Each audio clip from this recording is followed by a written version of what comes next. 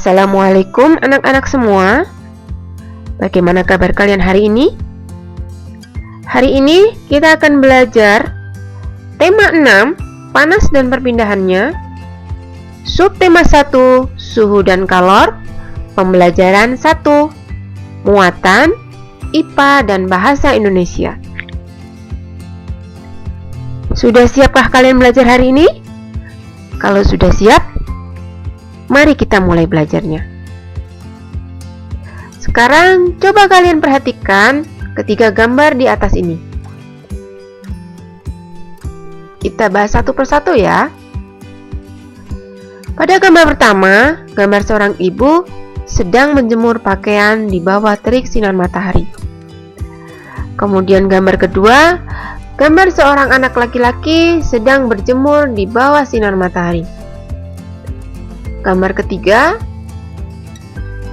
gambar air yang mendidih di atas kompor api yang menyala. Dari ketiga gambar di atas, tentunya kalian sering melihat kegiatan ini dalam kehidupan kalian sehari-hari. Nah, apa persamaan dari gambar tersebut? Ya, betul. Persamaan dari gambar tersebut adalah sama-sama menggunakan energi panas. Ibu menjemur pakaian yang basah di bawah terik sinar matahari menggunakan energi panas dari matahari. Seorang anak laki-laki yang berjemur juga menggunakan energi panas dari sinar matahari. Sedangkan air yang mendidih pada kompor ini membutuhkan energi panas dari api. Jadi dari ketiga gambar di atas persamaannya adalah menggunakan energi panas. Dalam kehidupan sehari-hari, manusia tidak pernah lepas dari kalor. Beragam aktivitas manusia berhubungan dengan kalor atau energi panas. Nah, apa itu kalor?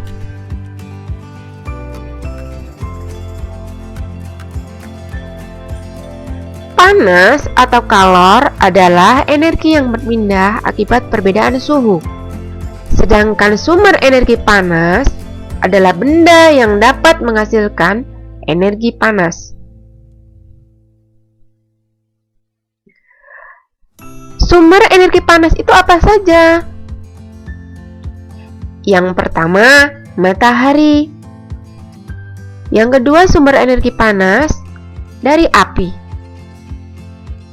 Yang ketiga, sumber energi panas dari listrik.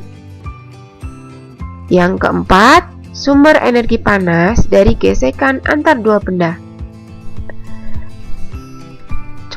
Contoh kegiatan sehari-hari yang membutuhkan sumber energi dari matahari. Misalkan,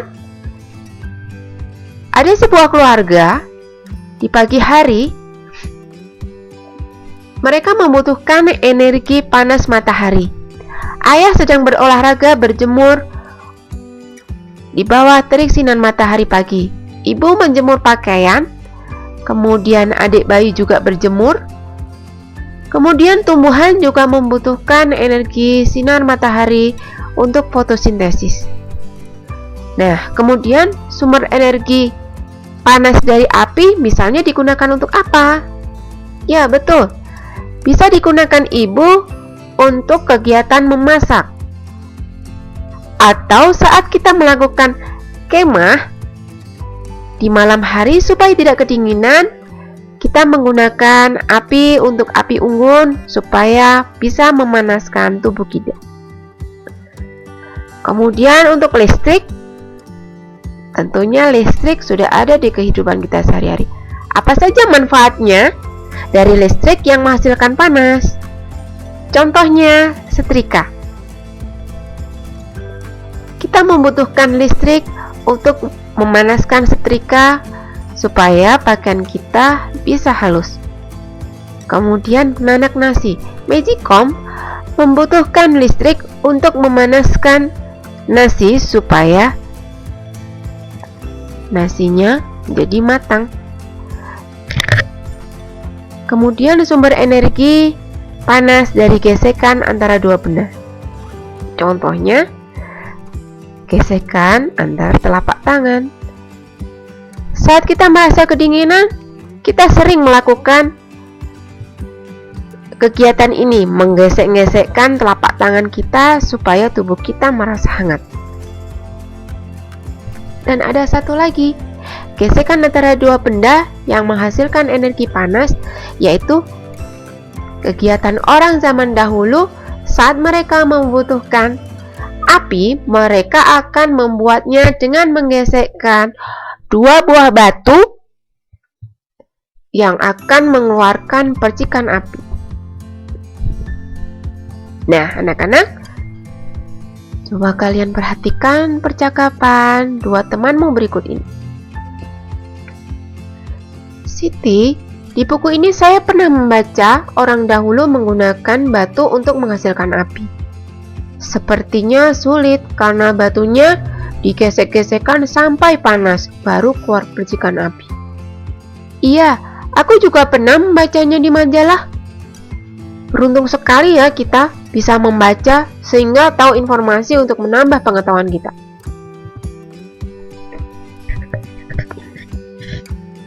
Nah, anak-anak, dalam kehidupan sehari-hari, kita sering menjumpai berbagai informasi dari teks media.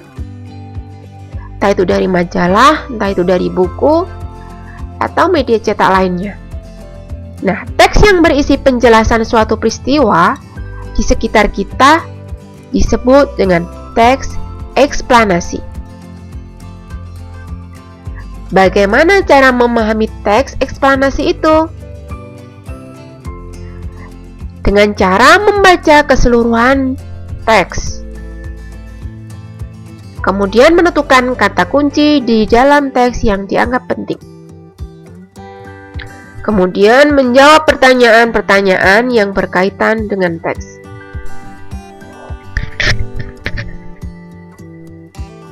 Coba kalian perhatikan teks berikut ini. Kalor juga disebut sebagai energi panas yang berpindah dari benda bersuhu lebih tinggi ke benda yang bersuhu lebih rendah. Secara alami, kalor dengan sendirinya berpindah dari benda yang bersuhu tinggi menuju benda yang bersuhu rendah. Perpindahan kalor cenderung menyamakan suhu benda yang saling bersentuhan. Kata kunci dari teks berikut adalah kalor dan suhu. Sekarang mari kita jawab pertanyaan dari teks berikut. Apa yang dimaksud kalor? Kalor juga disebut sebagai energi panas yang berpindah dari benda bersuhu lebih tinggi ke benda yang bersuhu lebih rendah. Nah, anak-anak, kalian telah mempelajari tentang suhu dan kalor, kemudian teks eksplanasi. Semoga kalian memahami materi kita hari ini. Terima kasih dan sampai jumpa untuk materi berikutnya. Wassalamualaikum warahmatullahi wabarakatuh.